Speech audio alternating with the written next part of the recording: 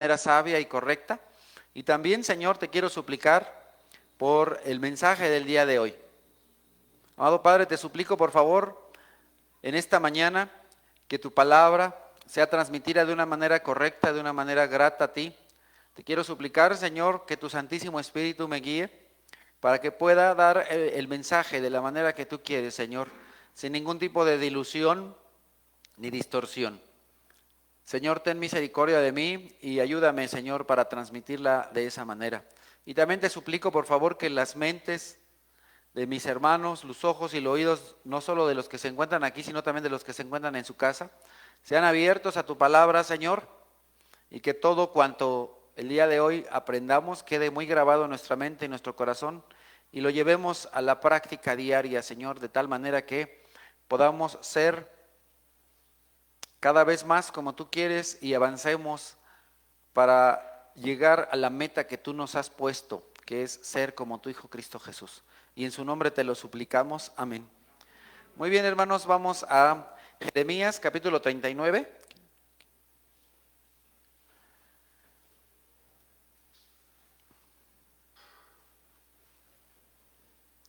Abran sus Biblias y sus corazones a la palabra de Dios.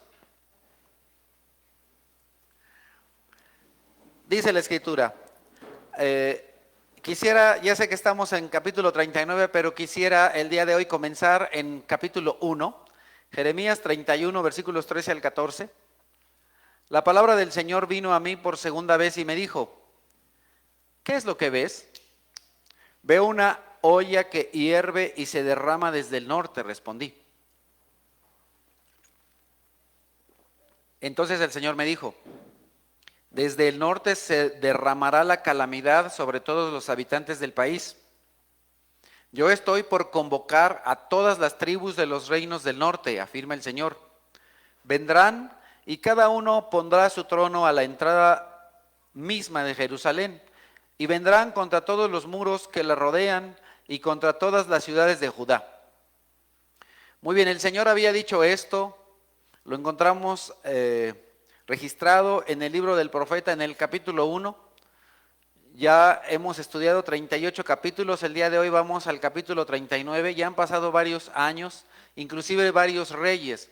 El profeta Jeremías estuvo profetizando, enseñando, dando palabra de Dios, no solamente durante el transcurso de un rey, sino de más de un rey. Entonces, el Señor dijo esto al pueblo de Israel.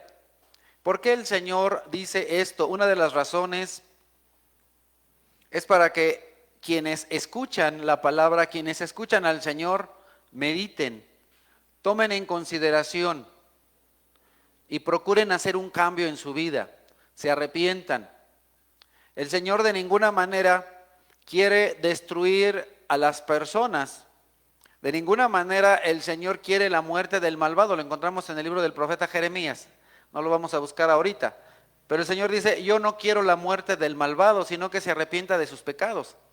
¿Por qué el Señor dijo esto? Y habían pasado varios años y no sucedía. El Señor esperaba del pueblo de Israel que se arrepintiera, que cambiara su conducta, que dejara su mal camino. Pero el pueblo de Israel no lo hace. Entonces pasan varios años, porque no pasaron ni siquiera unos días o semanas o meses, sino que pasaron años, varios años, hasta que finalmente se cumplió esto. Y entonces ahora llegamos a capítulo 39, que es el capítulo que vamos a ver el día de hoy, y ahora se viene cumpliendo la palabra de Dios. Y dice la Escritura, Jeremías 39, comenzamos en el versículo 1. Jerusalén fue tomada de la siguiente manera. En el mes 10 del año 9 del reinado de Sedequías en Judá, el rey Nabucodonosor de Babilonia y todo su ejército marcharon contra Jerusalén y la sitiaron. El día 9 del mes 4 del año 11 del reinado de Sedequías, abrieron una brecha en el muro de la ciudad por la que entraron todos los jefes del rey de Babilonia hasta instalarse en la puerta central. Hace un momentito, y en preparación de nuestras mentes y nuestros corazones para la palabra de Dios, estuvimos alabando y cantando, tu fidelidad es grande. Recordemos qué significa la palabra fidelidad. Significa el cumplimiento de una promesa. Una persona que es fiel es una persona que cumple sus promesas. Dios había dado un mensaje, que la ciudad iba a ser tomada. Y entonces vemos años después que esto se cumple. La fidelidad de Dios es grande, ¿verdad? Dios es fiel. Dios cumple sus promesas. No solamente sus promesas de bendición, también promesas de mal. Entonces, si Dios dice que hay algo bueno para ti, créelo. Pero si Dios dice que hay un infierno, también créelo.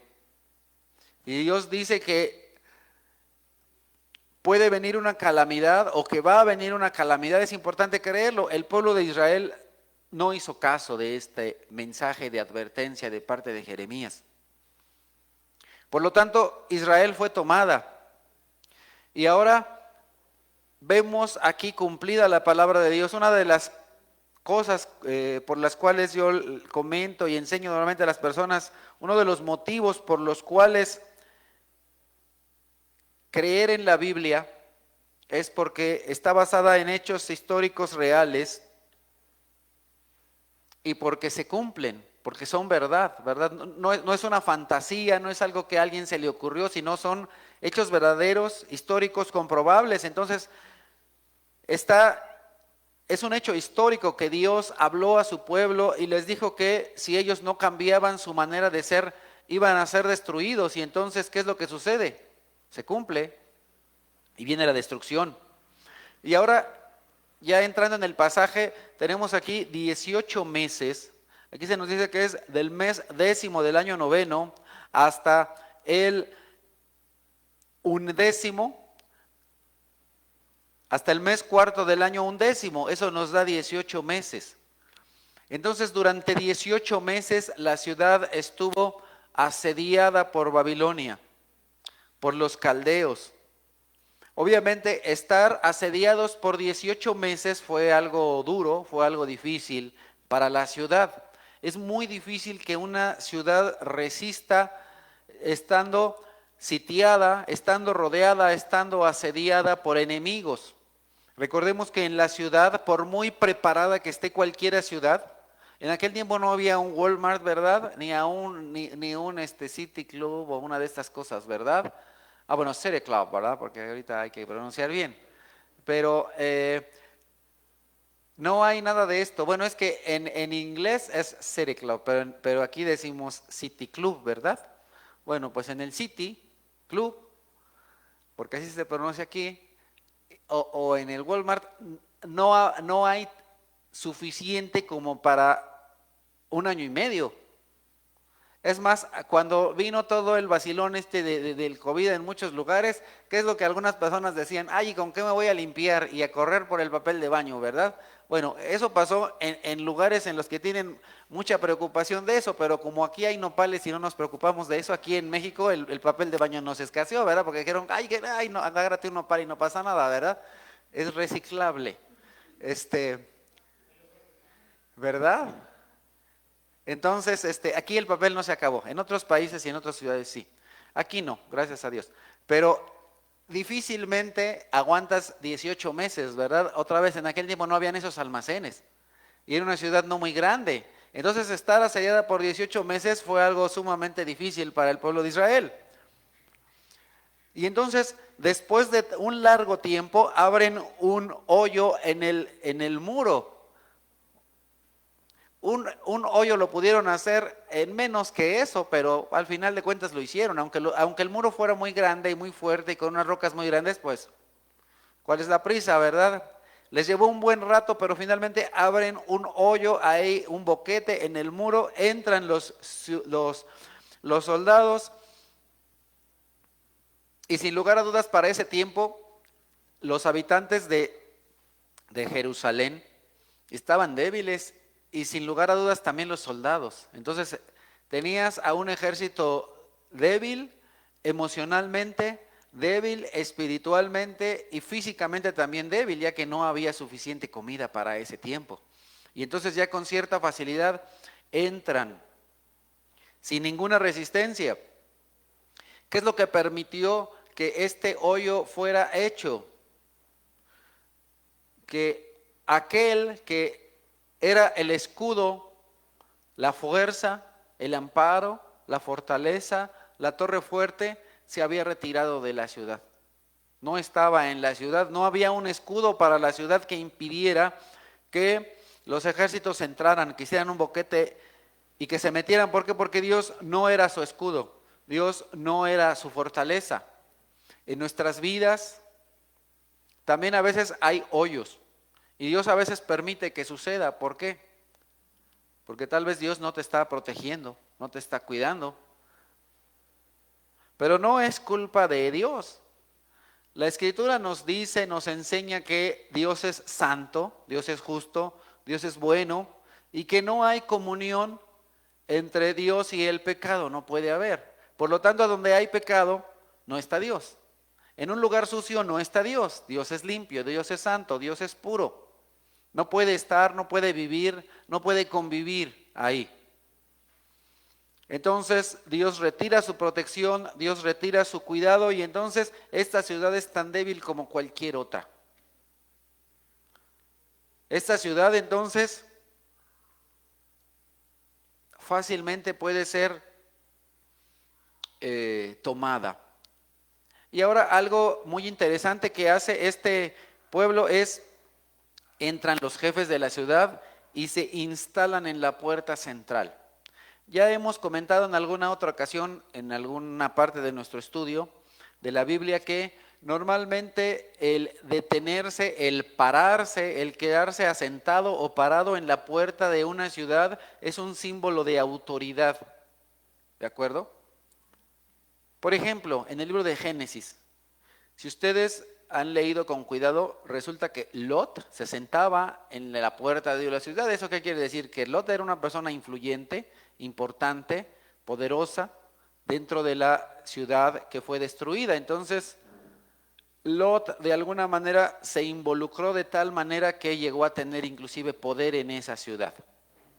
Pero cualquier persona que quedaba en la puerta de una ciudad estaba representando autoridad, dominio sobre la ciudad. Entonces, ¿qué es lo que están aquí? ¿Cuál es el símbolo? ¿Qué es lo que simboliza que Babilonia está en la puerta central de la ciudad?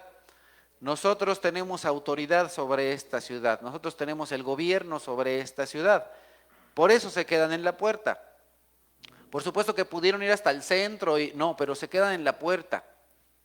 Ya está la puerta principal tomada. El símbolo de esto es, nosotros somos la autoridad aquí. Y se quedan ahí.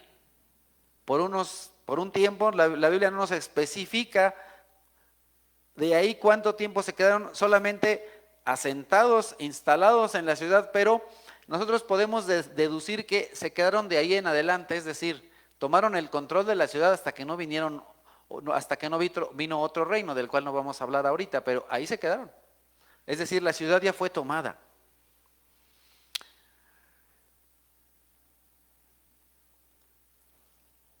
Versículo 3, ¿verdad? Del capítulo 39. 3:5, ¿verdad? Nergal, Sarecer de Samgar, Nebo de Sarsequim, un oficial principal, Nergal, Sarecer, también un alto funcionario y todos los jefes del rey de Babilonia, al verlos, o sea, ¿quiénes se quedaron asentados? ¿Quiénes fueron los que estuvieron ahí instalados? Es lo que comienza el versículo 3. Los jefes de Babilonia. ¿Quiénes son estos jefes de Babilonia? Los nombres de los cuales se nos menciona aquí en esta parte de la escritura. Son los que acabo de leer, aunque no sé si los pronuncia bien, pero eso es lo de menos. A lo mejor uno de esos se llamaba Martín, ¿verdad? Están ahí. Y entonces, en este lugar en el cual estaban Eliaquín, Hilquías, los príncipes, los gobernantes, ya, adiós Hilquías, adiós Eliaquín, y ahora vienen unos hombres, con nombres paganos, con nombres que hacen relación o que tienen relación con sus dioses. Han de saber que estos nombres tienen que ver con dioses paganos. Los nombres de los oficiales que estaban antes ahí tenían nombres con relación a Dios.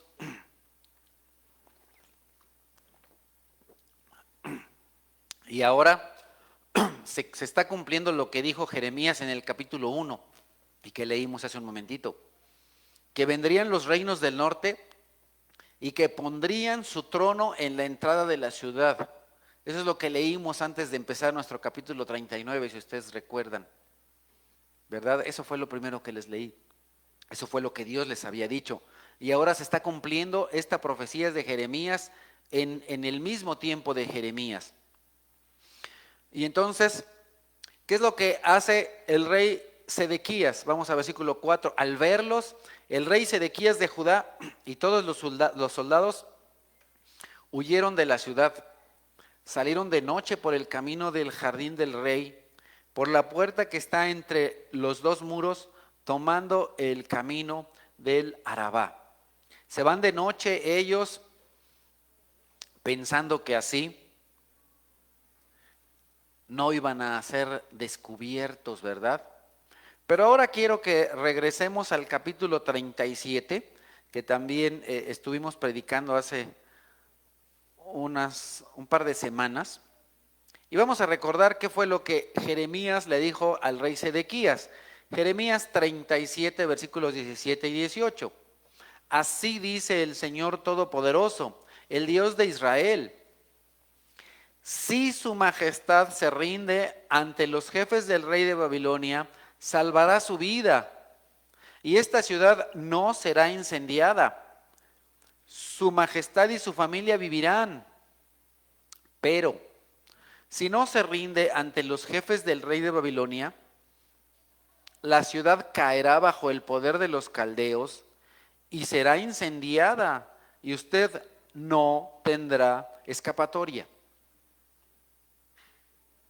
Recordemos que Jeremías fue apresado, ¿se acuerdan? Y estaba ahí, y entonces el rey Sedequías lo trae a escondidas, porque como también se nos explicó en la semana pasada y en la anterior, el rey Sedequías era un hombre sin carácter, ¿se acuerdan? Era un hombre débil. Débil en muchos sentidos, no solamente falto de carácter, sino también débil de fe. Era un hombre sumamente débil en la fe. Y nosotros vemos aquí qué importante es escuchar las advertencias de Dios, qué importante escuchar la palabra de Dios, qué importante escuchar la advertencia de un hermano, de una hermana que de pronto se acerca y te dice: oye, ¿sabes qué? Cuidado con esto, cuidado con aquello. Veo que de pronto estás poniendo los ojos en una persona que no tienes que poner. De pronto estás poniendo los ojos en un negocio que no tienes que hacer. De pronto tu mente, tu corazón se está distrayendo con cosas. Entonces ten cuidado porque eso no está correcto. Estás tal vez diciendo muchas malas palabras, cosa que no tienes que hacer, no sé. Alguna advertencia te dará tu esposa, tu hijo, tu papá, algún hermano de la iglesia. Y de pronto, no solo es importante escuchar, sino poner atención y buscar poner en práctica lo que te están diciendo. No solo oír, sino escuchar. Esto me recuerda a un pasaje que es Génesis 3. Viene una advertencia de parte de Dios y un mandamiento de parte de Dios. No comer de determinado árbol, determinado fruto. Ahí estaba la advertencia. Esa era la advertencia, ese era el mandamiento. Y el pueblo de Israel sabía, o debía haber sabido, este pasaje de Génesis, porque uno de sus grandes héroes para los israelitas, ¿quién era? Moisés. ¿Y quién escribió el Pentateuco? Moisés, o la Torá, Moisés. Entonces ellos deberían conocer a Moisés, y no solamente a Moisés, sino las historias que narró Moisés a través del libro de Génesis. Y una de las cosas que vemos en Génesis es que el hombre es desobediente y no escucha la voz de Dios. El pueblo de Israel sabía esto. Pero la verdad es que muchos cristianos al día de hoy también saben esto. O sabemos. Pero ¿qué es lo que he aprendido? Que muchas de las calamidades que nosotros sufrimos es por nuestra falta de fe. Algo que yo he enseñado normalmente cuando enseño Génesis capítulo 3 es que lo que tenemos ahí es falta de fe. No solo desobediencia, sino falta de fe. No le creen a Dios. Entonces, ¿qué es lo que pasa con Sedequías? Sedequías no le cree a Dios. Porque vino la palabra de Dios a través del profeta Jeremías. Y al día de hoy viene la palabra de Dios a ti a través de esa Biblia que tienes en tu casa, en tus manos. Ahí viene la palabra de Dios. Y Dios te dice muchas cosas, te enseña muchas cosas. Dios te advierte de muchas cosas.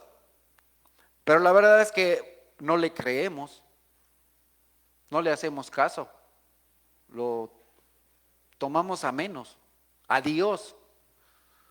¿Por qué digo que no te importa Dios? Pues porque si no te importa la palabra de Dios, entonces tampoco te importa Dios. Entonces no te importa Dios y no te importa lo que dice la palabra de Dios. Y lo sabes.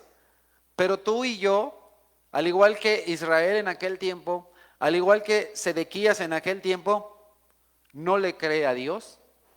Sedequías es un hombre que no le cree a Dios y no obedece a Dios. Sino que Sedequías confía en ¿qué? En su propia prudencia, en su propia inteligencia. Nuevamente, ¿por qué nos pasan tantas cosas y por qué sufrimos de tantos problemas en nuestra vida personal y en este mundo?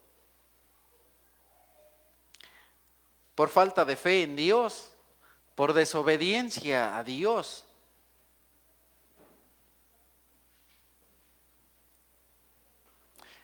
Continuamos en Jeremías 39, versículos 5 al 7.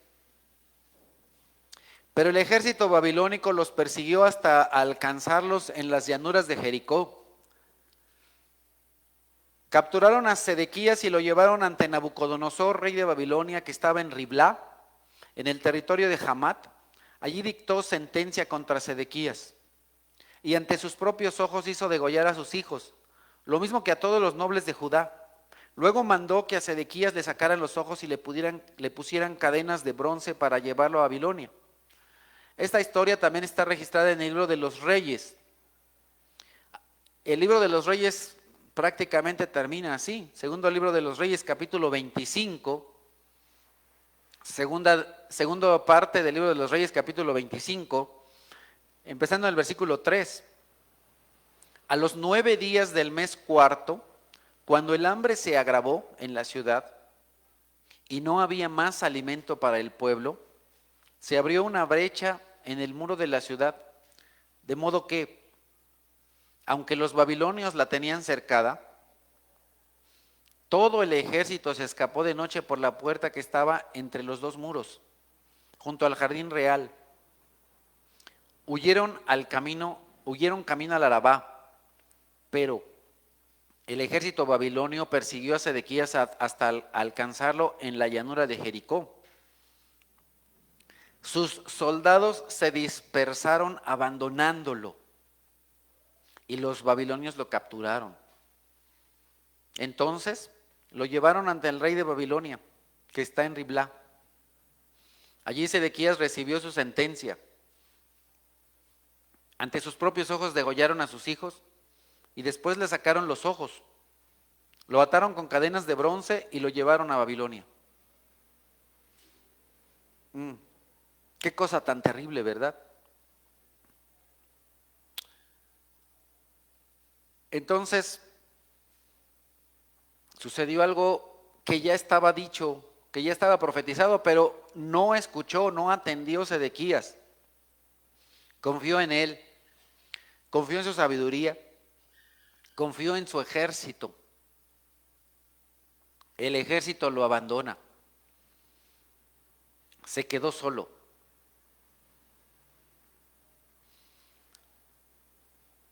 Entonces, Jeremías le había advertido y no escuchó. Para este tiempo Sedequías tenía alrededor de unos 32 años. 32 años. Por lo tanto, sus hijos no eran demasiado grandes. Tal vez eran como los hijos de algunos de ustedes, o más pequeños, bueno, en el caso de algunos que tienen hijos grandes. Para los que tienen hijos, ubícate cuando tenías 32 años. ¿Qué edad tenían tus hijos? Imagínate qué cosa tan terrible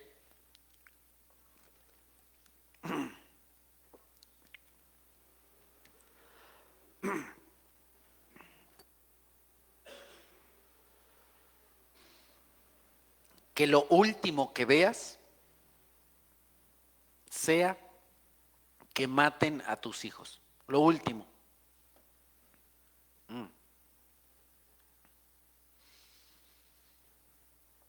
Terrible, ¿verdad? Terrible. Y después de eso quedar ciego. Le sacaron los ojos. No me imagino, la verdad no me imagino qué cosa tan terrible debe ser ver a tus hijos siendo degollados. Y no más. Y después de eso viene la oscuridad. Pero déjame decirte que Sedequías no vivió en oscuridad desde ese momento en adelante. Sedequías vivía en la oscuridad. Solamente le sacaron los ojos, pero en realidad él no vivía en la luz, vivía en la oscuridad, vivía en un mundo de tinieblas. Sedequías vivía apartado de Dios. Al día de hoy, aunque muchas personas tengan ojos, y aunque tengan 4, y se pueden poner 8, viven en oscuridad, viven en tinieblas. Y aunque tengan unos lentotes así como estos, de todas maneras siguen sin ver. Y aunque se pongan un telescopio, siguen sin ver. Están ciegos, están ciegos. Y dice el Señor, tienen ojos pero no ven. Tienen oídos pero no oyen. Son exactamente igual que un ídolo, igual que una escultura. Tú a la escultura le dices, ven, la escultura no viene. Hay que cargarla y moverla de un lugar a otro. A una escultura le hablas, pero no te responde. Pero bueno, Sedequías era así. Sedequías no solo era un títere de Babilonia. Sedequías tuvo la oportunidad y Dios le dio la oportunidad de que sus hijos no fueran degollados. Sedequías tuvo delante de él a un profeta de Dios. Dios le estaba hablando a través de una persona, Dios mismo. No escuchó la palabra de Dios y entonces vino el mal sobre él.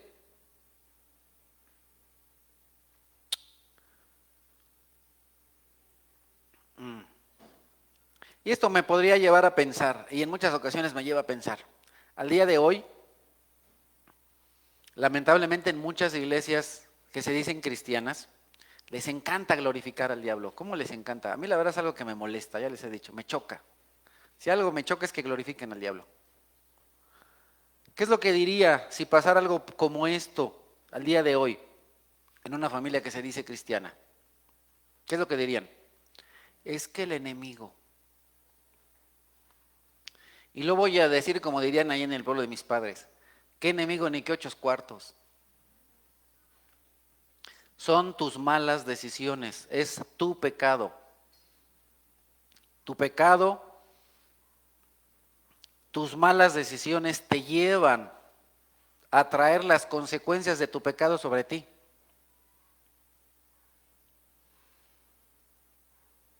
No fue el enemigo. Lean su Biblia y busquen cuántas veces se menciona el diablo en la Biblia, en el Antiguo Testamento. Creo que tengo más dedos en el cuerpo que las veces que se le menciona. Pero yo no sé por qué. Al día de hoy en las iglesias cristianas se habla y se habla y se habla de ese fulano. ¿Por qué? ¿Por qué se le da tanta gloria? ¿Por qué? No sé. pero seguramente ha de estar contento, porque se le da más gloria que la que merece. ¿Qué llevó a Sedequías a esto? Su pecado, su falta de sesos, el ignorar a Dios, fue eso. Y entonces ahí está hombre viviendo físicamente lo que antes estaba viviendo espiritualmente. Antes tenía ceguera espiritual y ahora tiene ceguera física. Regresamos a Jeremías capítulo 39 y dice: los babilonios prendieron fuego al palacio real y a las casas del pueblo y derribaron los muros de Jerusalén. Finalmente Nabuzaradán, el comandante de la guardia, llevó cautivos a Babilonia tanto al resto de la población como a los desertores, es decir, a todos los que quedaban. Nabuzaradán, comandante de la guardia, solo dejó en el territorio de Judá algunos de los más pobres, que no poseían nada. En aquel día se les asignó campos y viñedos. Pero bueno, ¿quién vivía en la ciudad? Los de más dinero. Los de menos dinero vivían en el campo. Sigue sucediendo al día de hoy. En las grandes ciudades vive la gente más rica. Y aquí en Ixtapalurias, pues los menos ricos, ¿verdad? Así es. Y entonces diríamos, ay, qué bueno, porque nuestra casa no va a ser incendiada. Bueno. Entonces los ricos pierden sus propiedades. ¿En qué está la esperanza del rico? En sus posesiones, en su dinero, en su guardadito, ¿verdad? Se acaba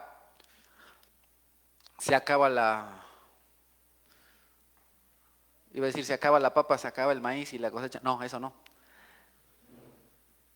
Se acaba toda la provisión, se acaba el dinero, los palacios quemados, todo saqueado, las casas del pueblo, pero no de todo, sino solo de los adinerados. El Señor, a través del profeta Isaías, una y otra vez habló en contra de los adinerados, porque ¿qué es lo que hacían?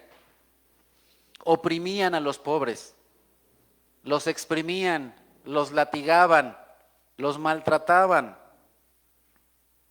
Pero es interesante porque ahora ¿a quién se le dan los campos y a quién se le dan los viñedos? A los pobres. Entonces, de alguna cierta manera Dios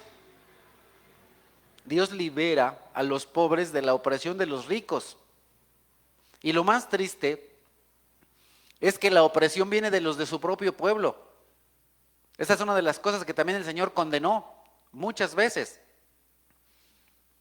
que es algo que Dios no mandó. Cuando nosotros leemos el libro del Éxodo y después de Deuteronomio, una de las cosas que el pueblo de Israel tenía prohibido era oprimir a su propio pueblo. No tenían que oprimir a nadie, pero menos a los de su pueblo. A los que menos tenían que fastidiar, que molestar, que oprimir, que esclavizar eran a los de su propio pueblo. ¿Y qué les reclamó Dios a través de Isaías y luego a través de Jeremías? Que eran abusivos con los pobres, que los oprimían, que oprimían a las viudas, que oprimían a los huérfanos, que los lastimaban, que eran bien corruptos. Así como hoy en México o en cualquier país, es lo mismo. El pecado es pecado. Y entonces,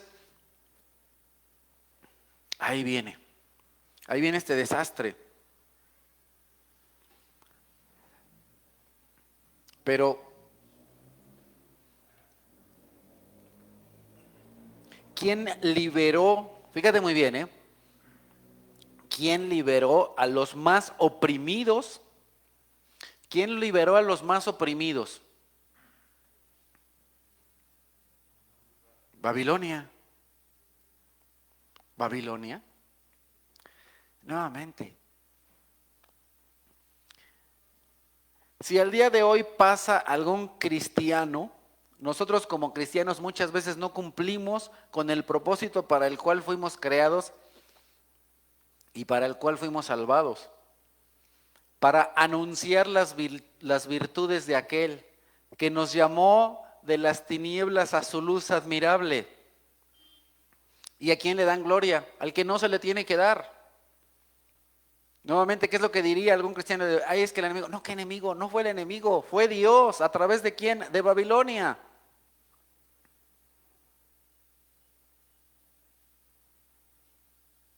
¿Qué diría algún cristiano? Como los que nos lastimaron, entonces fueron los caldeos, entonces, no fue el enemigo, fue Dios. Otra vez, hay que darle gloria a quien gloria merece, hay que darle el honor a quien honor merece. ¿Quién trajo todo esto? Dios, no el enemigo, Dios. ¿Y esto qué tiene que ver con proclamar las virtudes de aquel?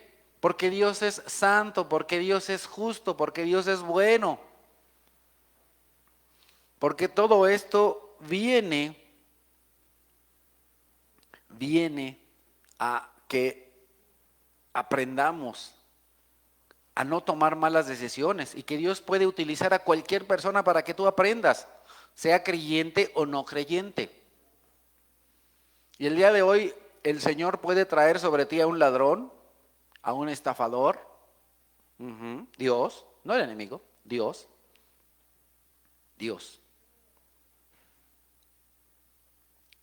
Porque el enemigo no tiene nada con nosotros, nada.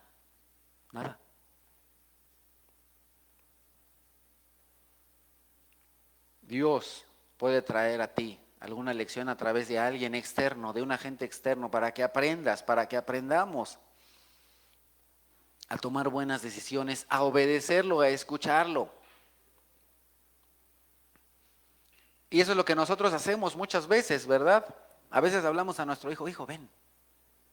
Y no nos escucha, hijo, bien. Y no nos escucha, hijo, que vengas. Entonces le gritamos y si no viene, vamos y le damos un zape, ¿verdad? Así también Dios. Nos habla de una manera muy suave, muy amorosa, muy tranquila, nos habla 2 o 3 veces, a veces tiene que subir la voz y si no, pues viene y te da un zape. Eso lo encontramos en la Biblia, por supuesto. Porque Dios no viene a la primera y te dio un zape, primero te habla muy tierna, muy amorosa, muy cariñosamente, te habla 1, 2, 3, 4, 5 veces, si no entiendes, pues entonces ya viene el zape, debe venir. ¿Por qué? Porque es un Dios amoroso. Y entonces, regresamos, estamos aquí en Jeremías 39, dice versículo 11, en cuanto a Jeremías, el rey Nabucodonosor de Babilonia había dado la siguiente orden a Nabuzaradán, el comandante de la guardia. Vigílalo bien, sin hacerle ningún daño, y atiende a todas sus necesidades. ¿Y quién era este hombre? Nabuzaradán. Era el jefe de los príncipes. Así como en Israel había varios príncipes, en muchos otros reinos había varios príncipes, pero dentro de todos esos príncipes había un jefe de todos. En este caso, este hombre era el jefe de los príncipes. Se le decía Rabsaris, ¿verdad? El Rabsaris, él era el jefe de los príncipes de Babilonia. Nabuzaradán era el comandante de la guardia, Nebuzazbán un oficial principal, Nergal-Sarecer un alto funcionario y todos los demás oficiales del rey de Babilonia mandaron a sacar a Jeremías del patio de la guardia y se lo confiaron a Gedalías, hijo de Ahicam, nieto de Safán, para que lo llevara de vuelta a su casa. Así que de Jeremías se quedó a vivir en medio del pueblo. Entonces, tenemos aquí a el jefe de los príncipes. Tenemos a Nergal-Sarecer, que según nos dicen los estudiosos, era el jefe de los magos o el Rafmaj. Entonces tenemos al jefe de los magos, al jefe de los príncipes, y todos los demás oficiales de Babilonia. O sea, fue todo un consenso y todos juntos sacan, bueno, no es que van todos juntos, sino toman la decisión en conjunto de sacar a Jeremías de la prisión. Todos los jefes superiores, todo el alto mando, toda la crema innata de Babilonia dicen, saquen a Jeremías de la prisión. ¿Eso quién lo debió hacer? Los jefes de Israel. Los jefes de Israel debieron cuidar a Jeremías, no lo hicieron. Los príncipes de Israel no cuidaron a Jeremías. El rey no cuidó a Jeremías. Pues si no lo hacía caso, pues cómo le iba a cuidar, ¿verdad? Lo veían como enemigo. ¿Por qué? Porque en muchas ocasiones el pueblo de Israel, al igual que el pueblo cristiano al día de hoy, quiere tener a Santa Claus en vez de a Dios, ¿verdad? Quiere que todas las cosas sean como Él quiere y no como Dios quiere. Y entonces tenemos que comenzar a meternos al plan de Dios, al orden de Dios, a la palabra de Dios. Y tengo que empezar a buscar qué Dios quiere para mi vida, qué Dios me enseña en la Biblia, cómo Dios quiere que yo me comporte. Pero muchas veces las personas no les gusta la Biblia o no les gusta Dios. ¿Por qué? Porque no es como ellos quieren. Eso es lo que las personas quieren. Las personas quieren un genio de la lámpara que tenga no 2 deseos, sino miles de deseos al cual le froten y dicen, dame esto, dame aquello y dame tal cosa. Y entonces ven a Dios como su sirviente. Cuando tenemos que entender que nosotros somos o debemos ser siervos de Dios. Es al revés. Nosotros estamos hechos para servir a Dios, no Dios para servirnos. Por supuesto que Dios nos sirve porque nos ama, pero no es nuestro sirviente.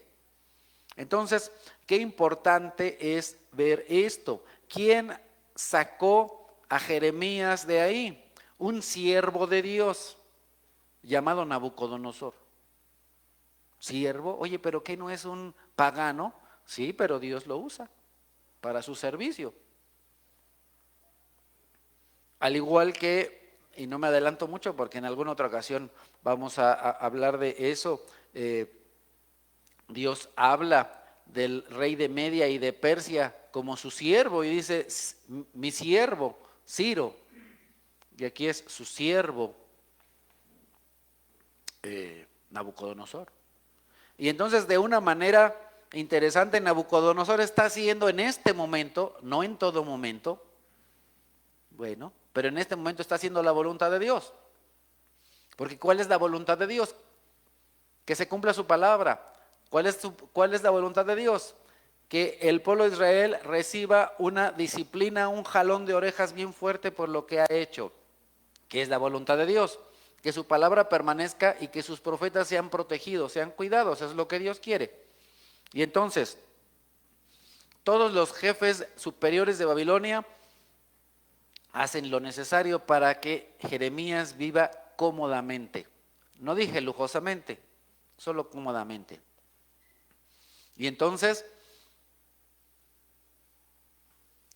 qué interesante, ¿verdad? ¿Y por qué estos hombres ubicaron a Jeremías? Porque sin lugar a dudas ellos se enteraron, ellos supieron, porque en los pueblos de todo tiempo las noticias corren rápidamente y seguramente todas las noticias y todas las profecías que había dado Jeremías ya habían escuchado, ya habían llegado a ojos del pueblo y no solamente del pueblo, sino hasta los oídos de Nabucodonosor. Entonces Nabucodonosor escuchó, ándale, un profeta de su propio pueblo está diciendo que yo los voy a destruir.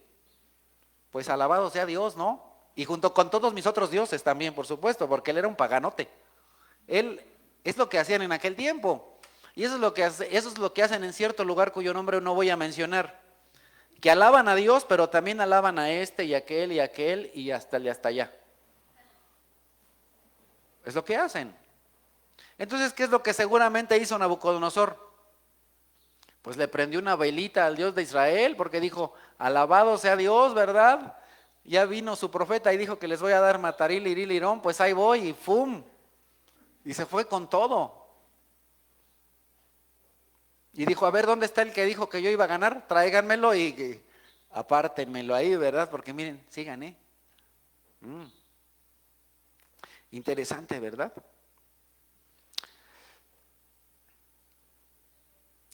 Y ahora, seguro la batalla estuvo recia, la cosa estuvo dura, a donde el ejército de Israel salió corriendo. Salió corriendo con el rey, pero después que dijeron, pues sálvese quien pueda, ¿verdad? Y rey, no pudiste, pues ni modo. Ahí se quedó. El que no confió en Dios, sino en él mismo. Pero mira lo que nos dice la Escritura, y eso es algo que muy posiblemente el pueblo de Israel sabía en aquel tiempo. ¿Por qué? Porque esto se escribió mucho antes. Esto es uno de los proverbios, ¿verdad?, de Salomón. Con amor y verdad se perdona el pecado, y con temor del Señor se evita el mal.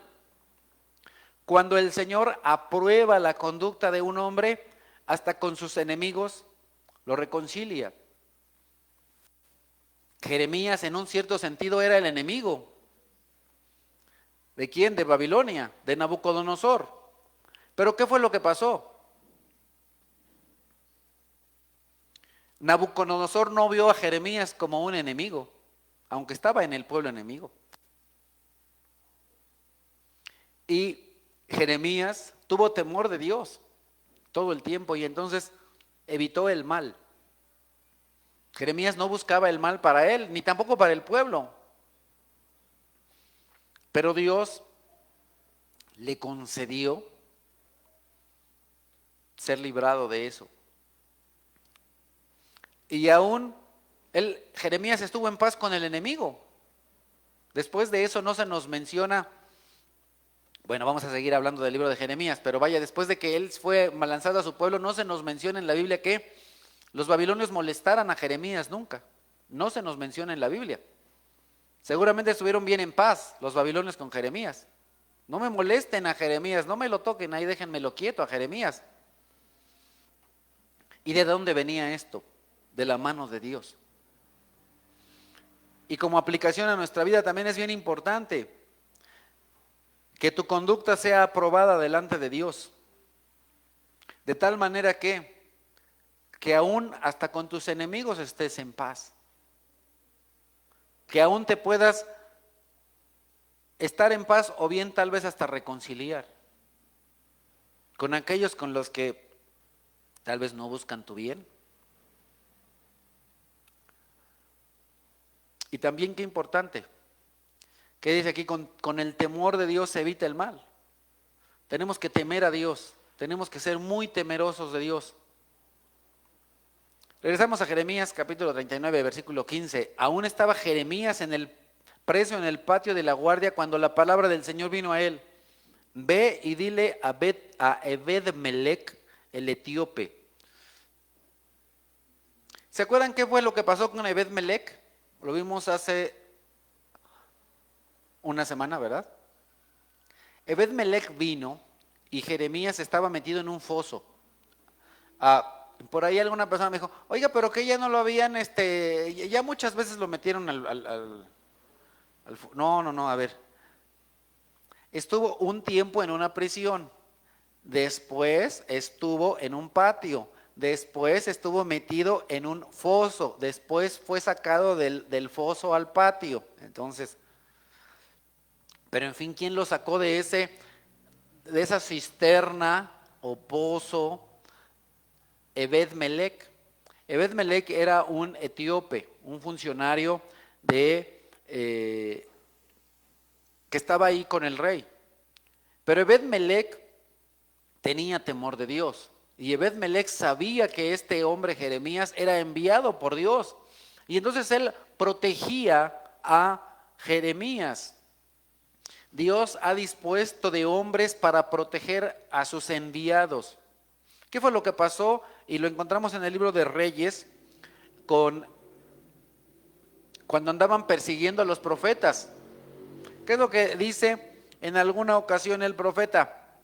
Ya mataron a todos y nada más quedo yo, ¿verdad? Se puso ahí chillón y le dijo, no, porque un funcionario del rey ha guardado y ha protegido a dos grupos de 50 profetas. ¿Ya se acuerdan quién fue? Ándele. Y entonces, no solo este profeta había sido guardado, sino que Dios mandó a un funcionario del rey para que lo cuidara. Y no solo a él, sino a dos grupos de 50 profetas y les daban de comer. Es interesante, ¿verdad? Porque Dios también tiene creyentes aún en altos niveles, ¿verdad? Y entonces de pronto alguna bendición, tal vez si tú trabajas para Dios, a lo mejor alguna bendición te llega de alguien, te llega de lo alto una bendición, ¿verdad? Me refiero a Dios. Pero, pero también de alguien que tiene por ahí en algún puestecillo importante, ¿verdad? Dios ha tenido en puestos importantes a través de la historia a personas. Ahí tienes a Daniel, estuvo en un puesto importante. Ahí tienes a José, que estuvo en un puesto importante. Ahí tienes a Ebed-Melech, que era un creyente y estaba en un puesto muy importante. Y entonces a través de Ebed-Melech viene una bendición para Jeremías.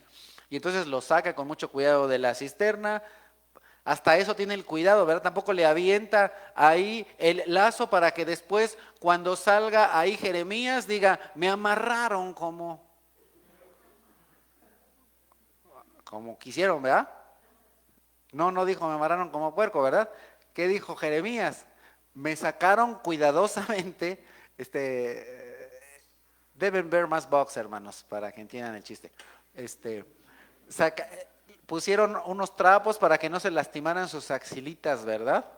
Bueno, nada más que aquí en la Biblia dice sus sobacos, pero es lo mismo, se llaman sobacos o axilas. Entonces, por cierto, me acuerdo de las tostillas sobaqueadas, ¿nunca han escuchado de esas? Bueno, ok. ¿Por qué me distraen ustedes con esas cosas de las tortillas? Si la cosa es seria. Entonces, le amarran ahí en los sobacos unos trapos y lo sacan con una cuerda, pero no lo amarraron como puerco, ¿verdad? Lo amarraron cuidadosamente con unos trapos y lo sacaron para que no se lastimara. Entonces, hasta ese cuidado tuvo Ebed-Melech, ¿verdad? No solamente de sacarlo, sino de sacarlo cuidadosamente. Y entonces, Dios va a traer sobre él algo importante. Ve y dile, estamos en versículo 16, ve y dile a Ebed-Melech, el etíope, así dice el Señor Todopoderoso, el Dios de Israel, voy a cumplir las palabras que anuncié contra esta ciudad para mal y no para bien. En aquel día tú serás testigo de todo esto. Újole, uno hasta aquí diría, oye, qué terrible. Ebed-Melech, ¿te acuerdas que dije que venía la destrucción? Pues tú lo vas a ver. Uf, ay. Pero, en ese mismo día yo te rescataré, afirma el Señor, y no caerás en las manos de los hombres que temes, porque ciertamente yo te libraré, afirma el Señor, y no caerás a filo de espada, antes bien, tu vida será tu botín, porque has confiado en mí.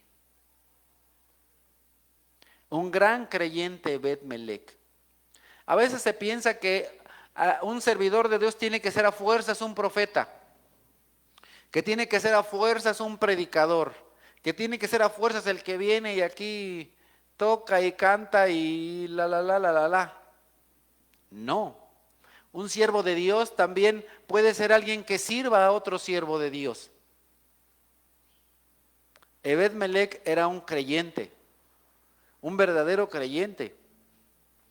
¿Sabes que Ebed-Melech tal vez pudo haber perdido su puesto por andar abogando por Jeremías?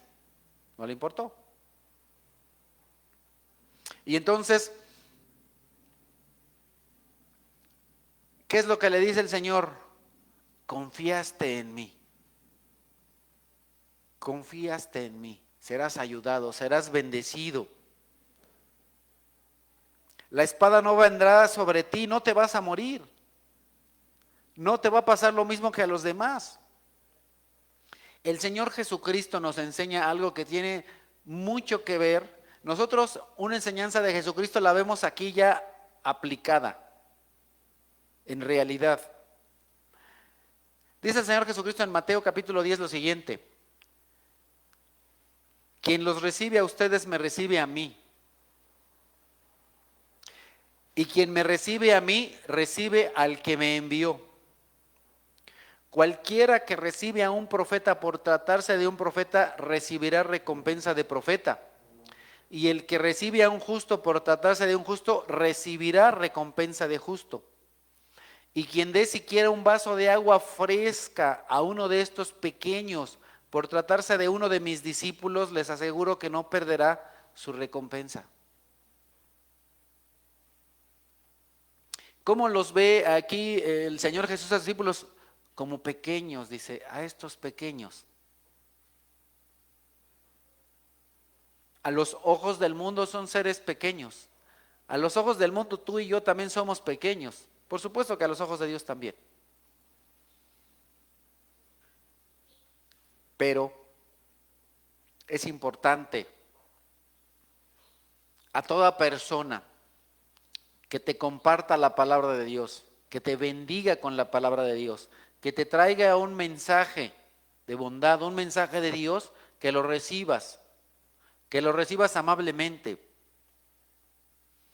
Y ahora, ¿qué fue lo que pasó con Jeremías? Jeremías fue librado ¿de qué? De la espada. ¿Y qué pasó con Ebed-Melech? Fue librado de la espada. ¿Sí? Voy de nuevo. ¿Por qué Ebed-Melech fue librado de la espada? Porque Jeremías fue librado de la espada. ¿Por qué Ebed-Melech permaneció con vida? Porque Jeremías permaneció con vida. Sí entendemos el punto.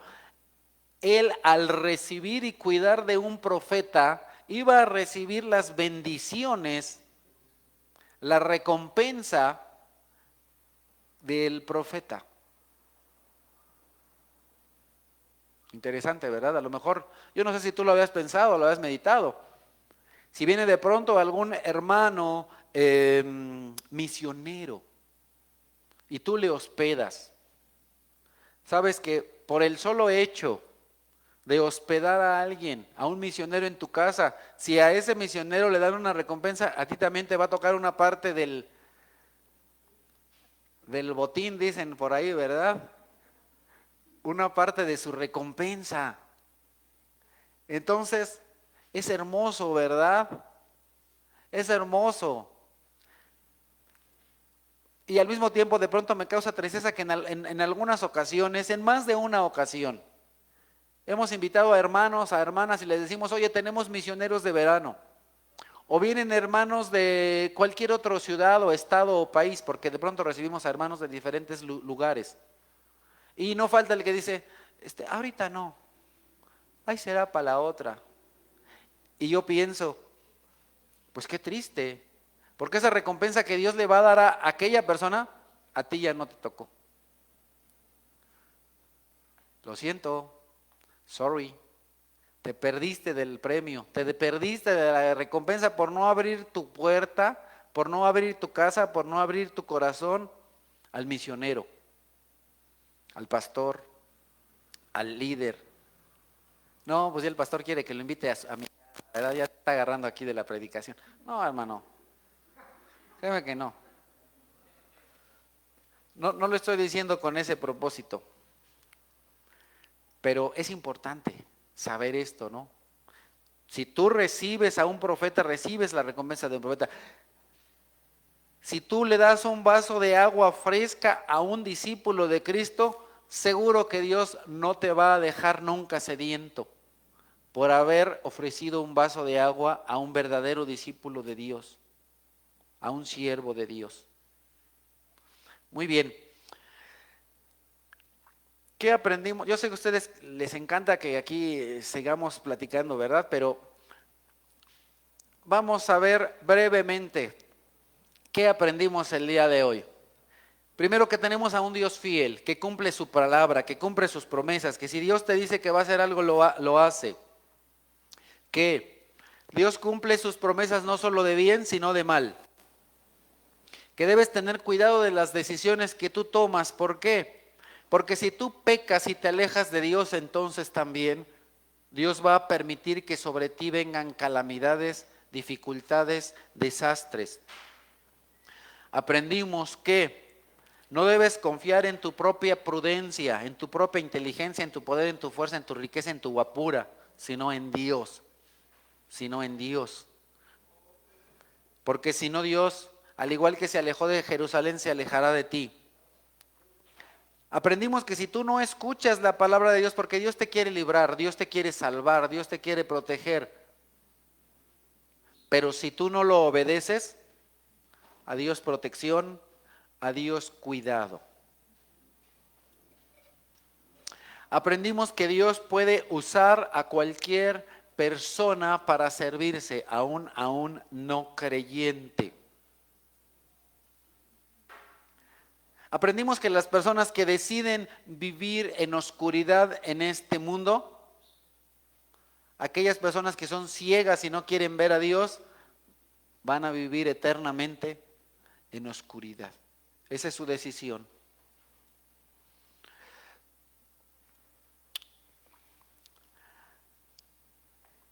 Aprendimos también que si tú haces la voluntad de Dios y tienes temor de Dios y eres aprobado delante de Dios, Dios evitará el mal que puede caer sobre ti y te puede ayudar aún a que te reconcilies con tus enemigos.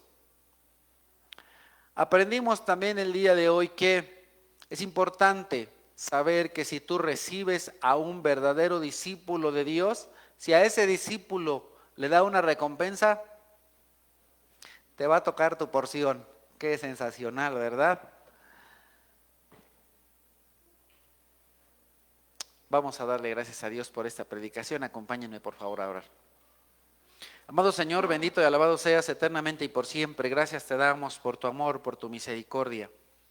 Gracias te damos, Señor, por hombres, mujeres valientes, esforzados, temerosos de ti, que no amaron su vida más que a ti, gracias a los cuales el día de hoy podemos tener una Biblia en tus manos, podemos tener el mensaje de tu palabra en nuestras manos, impreso o en una aplicación, Señor. Te damos gracias, Dios, porque podemos aprender de ellos y te suplicamos, Señor, que nos ayudes a ser así como Ebed-Melech.